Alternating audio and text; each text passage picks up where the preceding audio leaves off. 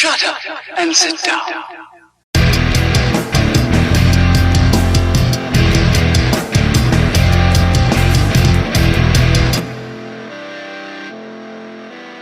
Gavin Newsom, Democrat, 40th governor of the once great state of California. How did this man, whose first political experience came when he volunteered for Willie Brown's successful campaign for mayor in 1995, to being the most powerful man in the state in just 23 short years? And why is it that after only 1 year in office, so many people want him recalled? Valid questions with some surprising and yet very revealing answers. Gavin Christopher Newsom was born a fourth-generation San Franciscan on October 10, 1967. His parents were 19-year-old Tessa Thomas and 32-year-old William Alfred Newsom III. At the time, his father was the personal tax attorney for John Paul Getty. Remember that name because it will play a prominent role in Gavin's rise to power. Gavin's parents divorced in 1971, leaving his mother to raise himself and his younger sister Hillary. By 1975, then first-time Governor Jerry Brown appointed Newsom's father to the Superior Court bench in Auburn, Placer County, California, and later to the State Court of Appeal in San Francisco, where he served until his retirement in 1995. Being the son of a judge can afford one the opportunity to attend some of California's best private and public schools. And apparently, while attending Redwood High School, Gavin was so good at baseball, he earned himself a scholarship at Santa Clara University, even going so far as to say that he would not be where he is today without baseball.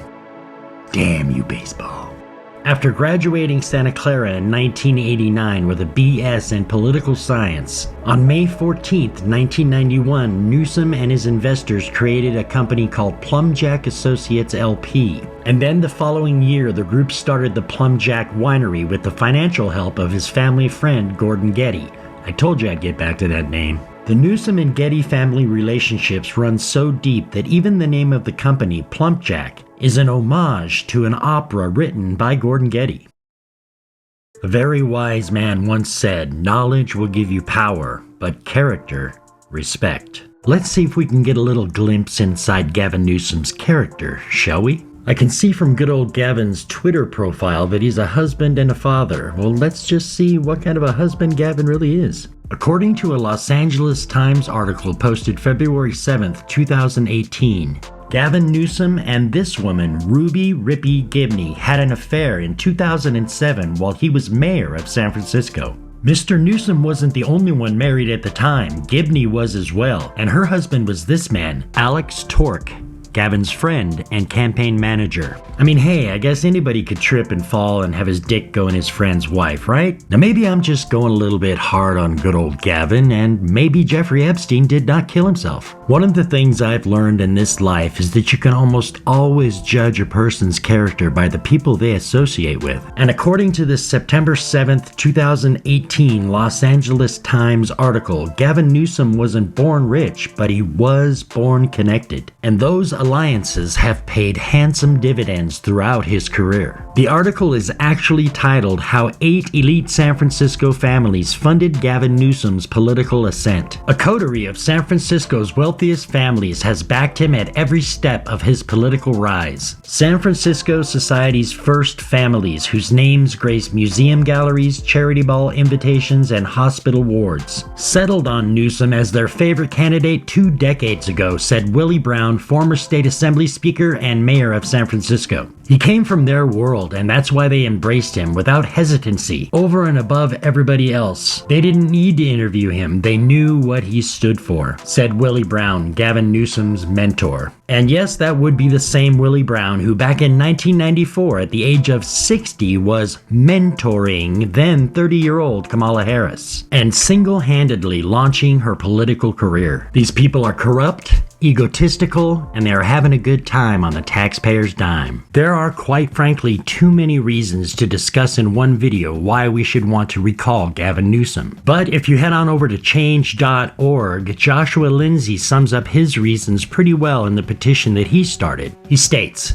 because Democrat Governor Jerry Brown and his lieutenant governor, now Governor Gavin Newsom, declared California a sanctuary state, these policies have rapidly increased California's prison population and homeless encampments, with illegal immigrants, impacted public schools, and prohibit state law enforcement to cooperate with federal law enforcement, i.e. ICE, whose job it is to deport illegal immigrant criminal offenders. These insane liberal policies are not only responsible for the deaths of young American citizens, but also for allowing their murderers to walk free. When is enough going to be enough, people?